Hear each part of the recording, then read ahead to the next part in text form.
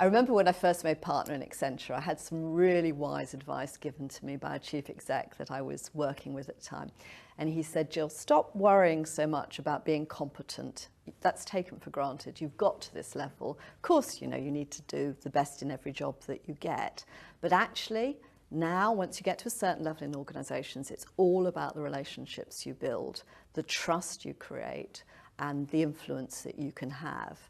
And I thought a lot about this, and I've always used, since that time, a formula that I found in a book, it's old now, obviously, from Meister, Green and Gulford, called The Trusted Advisor. The formula is very simple. It says that trust is equal to the sum of credibility, reliability and intimacy divided by self-orientation. So what does that mean? Well, reliability and credibility are fairly straightforward. That's obvious things that people look at. But intimacy is about how much they see of you, about the style. Do they like the way that you are? How do they relate? Are they empathetic? And self-orientation is that sort of ego bit.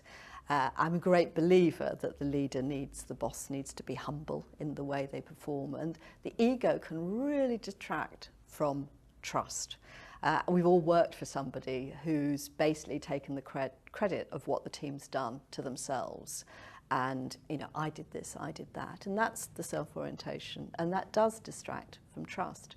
And I really see it a lot if you're working with people trying to help them on this.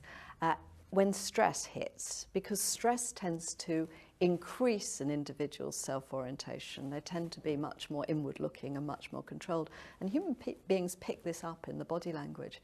I remember a time when I was really stressed, and I suddenly realised that the way people were responding to it, although it was to do with me and my father and his illness, people were responding as if I thought they were doing a bad job. And so there comes a time when you just have to be very honest and open about stress. And I always encourage people when they think individuals are not performing, they don't trust their work, to think about the stress and therefore the self-orientation of that individual and try and make sure that they help people build trusting relationships.